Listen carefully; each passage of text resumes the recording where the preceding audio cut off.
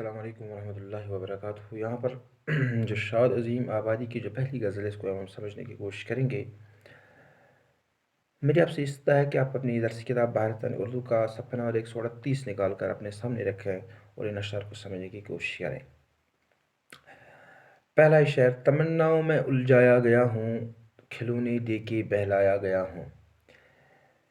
یہاں پر شاعر نے ایک عجیب سے حقیقت کی طرف اشارہ کرتے ہوئے ہمیں سمجھانے کی کوشش کی ہے کہ اس دنیا میں بہت سارے انسان کو تمنائیں دی جاتی ہیں، بہت ساری تمناؤں میں انسان الجھا ہوا ہوتا ہے، اور جس طرح ایک بچے کو جب ایک کھلونا دیا جاتا ہے، جب اس کا دل بھر جاتا ہے، جب اس کی نظر دوسرے کھلونے پہ پڑتی ہے تو اس کھلونے کو چھوڑ کر دوسرے پر جھپٹ پڑتا ہے۔ اسی طرح انسان کی جب ایک آرزو تمنا پوری ہوتی ہے، ایک آرزو پوری ہوتی ہے، ایک تمنا پوری ہوتی ہے، تو اس تمنا کے بعد اس کی دوسری تمنا اس کی جگہ لے جاتی ہے۔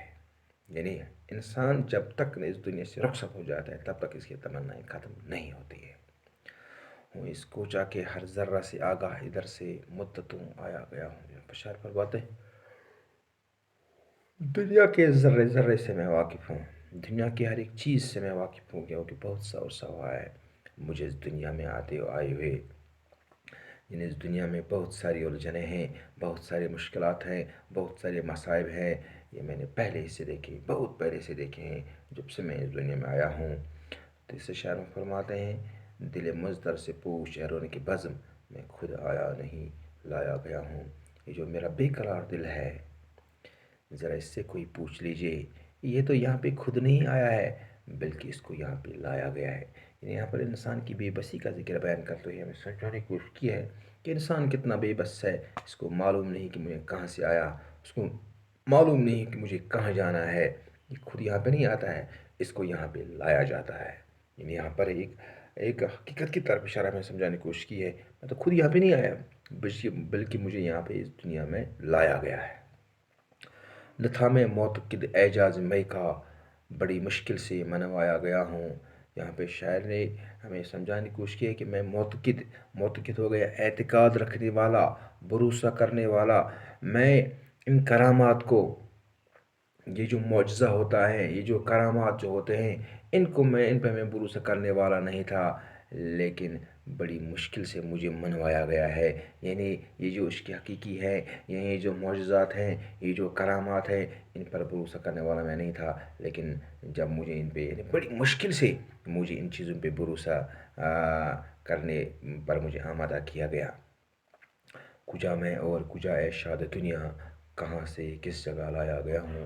یہاں پر شاعر نے ایک انسان کی بے بسی کی طرف اشارہ کرتے ہوئے فرمایا ہے: کجا میں اور اے کجا اے شاد دنیا۔ یعنی یہاں پہ جو دنیا کی مجھے خبر ہے اور نہ مجھے اپنی خبر ہے، میں کہاں پہ تھا اور کہاں پہ مجھے لایا گیا، مجھے اس کے بارے میں کوئی علمیت نہیں ہے۔ انسان کتنا بے بس ہے، کس پہ غرور کرتا ہے، کس پہ گھمنڈ کرتا ہے، کس پہ فخر کرتا ہے۔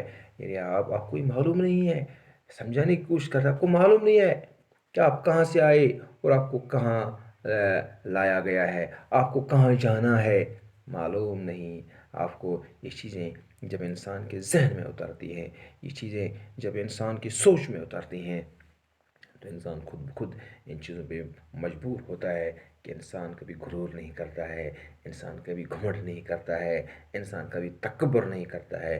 یہاں پر کوئی چیز ہمیشہ رہنے والی نہیں ہے، انسان کی بھی کوئی حقیقت نہیں ہے۔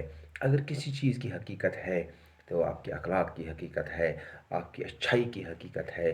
ان چیزوں کو بڑھاوا دینے میں اپنا زیادہ وقت صرف کریں، اور مجھے امید ہے کہ آپ کو یہ سمجھ میں آیا ہوگا۔ اس پوری غزل میں ہمیں یہ سمجھانے کی کوشش کی گئی ہے جو دنیا ہے یہ کچھ نہیں ہے، یہ تو فنا ہونے والی ہے۔ یہاں پر انسان کی بہت ساری امیدیں ہیں، ایک امید پوری ہوتی ہے تو دوسری امید اس کی گھر کر جاتی ہے، ایک تمنا پوری ہوتی ہے تو دوسری تمنا اس کا گھر کر جاتی ہے، اور یہ تب تک انسان کا یہ سلسلہ چلتا رہتا ہے جب تک نہ انسان اس دنیا سے رخصت ہو جاتا ہے۔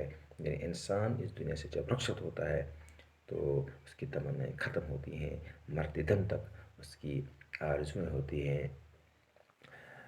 اور مجھے امید ہے آپ کو سمجھ آیا ہوگا، باقی بس۔